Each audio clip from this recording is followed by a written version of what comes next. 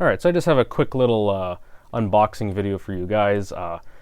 If you watched the video that should have came out right before this video, I used this card to upgrade a Dell Dimension 2400. So I figured I'd go ahead and just make its own little dedicated video of the unboxing process, since I can't really take that much time and really get in depth as I would in the main video, because that would just take up like 5+ minutes of stuff we don't need in the video. So this is a brand new, still sealed in box, EVGA, rest in peace, man.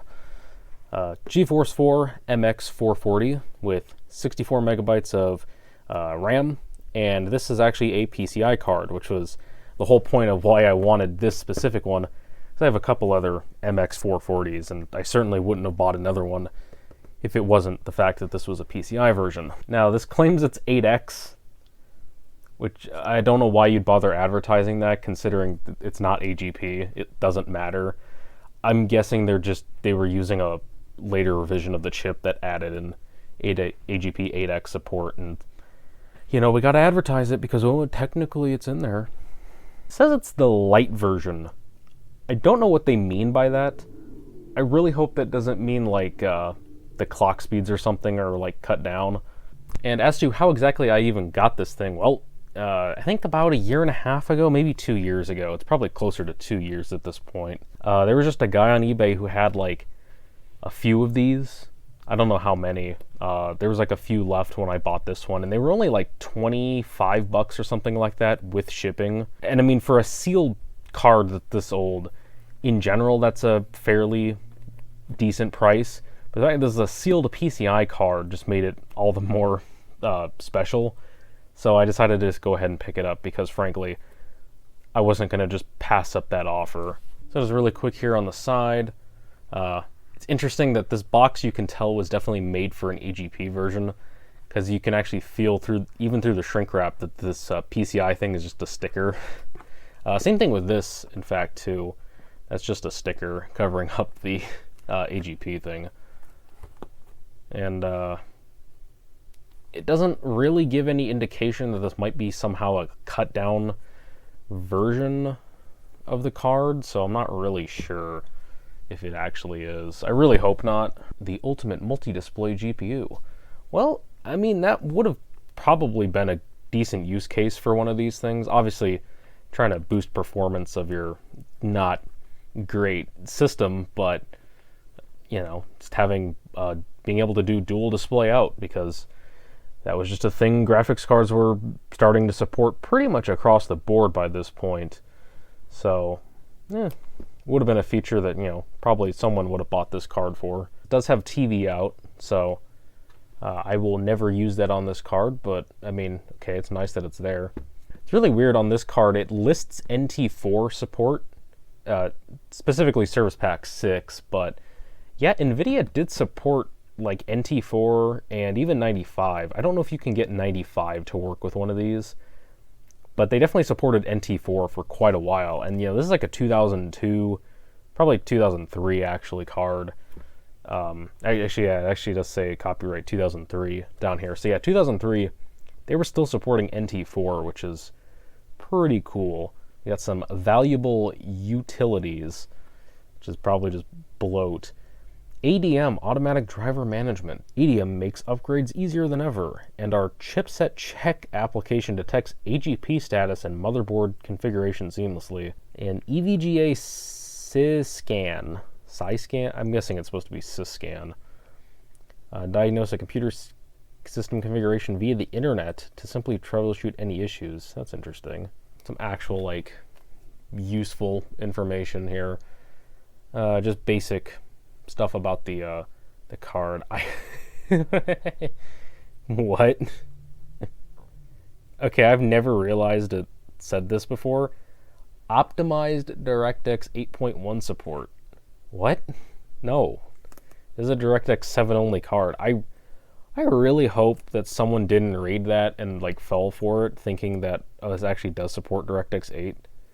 Because that's like the whole thing with the MX cards, is they infamously didn't support it. They were still using DirectX 7.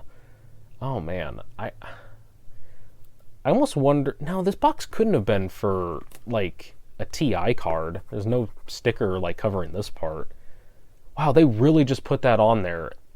That, I almost want to call that just false marketing, because this card clearly does not support DirectX 8, and I don't think it mentions DirectX anywhere else. Man, that makes me mad.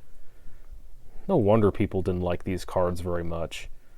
Whole marketing around them was just garbage. But yeah, you got NView, multi-display out, ACPI, PCI, power management, AGP 8X. Couldn't bother to cover that up, guys. Good old EVGA. I don't think I've ever actually used an EVGA card that's quite this old. I think the oldest one I've ever used, well, I have one that's broken. I have an 8800 GTX that's unfortunately broken in shipping. But I think the oldest EVGA card I have is a GTS 250, which is like 7 years newer than this card. So, yeah. Anyways, I've been holding on to this for like 2 years. I've been dying to open it. And, yeah, I just haven't gotten around to it. So, I'm going to finally break the seal on this thing. Can you imagine the pain if this has been like resealed or something? I can't possibly see that, because the shrink wrap looks pretty legit, and I don't see like any damage really beneath it.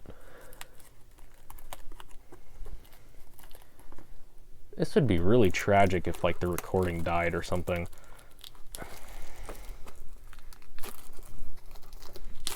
Ooh.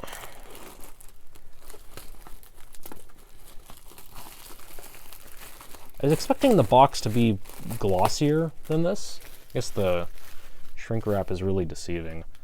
It's got a little bit of a dent in it, but you know, whatever. That is very obviously a sticker.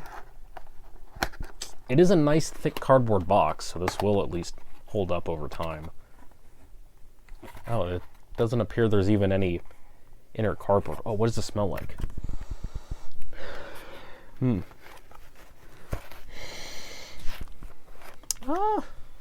It's not a super strong smell. I'd say it smells all right. I should have sniffed quicker. That way, I got some 2003 air. It's been a while since I've smelled any 2003 air. Okay, that's it. So maybe by a light version, they just meant you get like no accessories or anything with it. Well, that's supposed to be stuck to the bag itself. I guess that came off. Oh, we got drivers. I wonder if that's actually the Nvidia driver version, or if it's like EVGA's setup thing. It probably is the actual Nvidia driver version. I don't know if I'll use this version. I'm probably going to use for that video probably like version 71, 84. You do at least get an S-video cable, so that's kind of nice. I actually don't have that many S-video cables, but I don't actually use them a lot, so... Well, I can't really tell if this has a fan on it or not. That's something I've been wondering, is what the heatsink was like. Nope, it is passively cooled. And here she is. Oh, what? No way. Really? It only has a single VGA connector? Can you technically display, like, can you do dual monitors and have one of them be S-video? Like, not cloned. I'm talking, like, actually separate dual monitors. If you can, then I'll technically give it a pass. But the fact that this doesn't have DVI... Oh, man, that is... I'm starting to see why people kind of hated these cards in their marketing. This looks really clean. I don't think this has been like repackaged or anything. But yeah, only VGA. I really thought this would have DVI. Maybe that's what the light version means, is that it doesn't have DVI. That really, really sucks. I assume this is the full bus bandwidth. I think these are, 128-bit cards. I'm hoping that actually has full data bandwidth. There's no pads on the back, so hopefully that is full bandwidth, but I don't know. Hopefully this card doesn't just suck. Probably should replace the thermal paste, but I kind of also just don't want to mess with it. And then this is like the exact same sticker that was on the box. Yeah, they actually printed the exact same sticker. Yeah, GeForce 4 MX440 8X, 64 megabytes DDR. Well, it'll be interesting to mess around with this and use it as a PCI card, but yeah, I gotta say I'm a little bit upset at the marketing of this thing. That just sucks. I would have been mad. About some of this stuff. I still am mad. Like, what the heck? Hey, so I'm filming this even after the other video went up, because for some reason I didn't think to check GPU-Z, and things aren't looking great here. To start with, it's a 64-bit card. Yay! I'm so happy. I guess the good news is that the clock speeds are the same as like a normal AGP MX440, but yeah, that 64-bit that does seem to be what the LE or the Light Edition part was talking about. So that's pretty unfortunate. I'm not sure if that would really skew my my results or opinions that much of the card.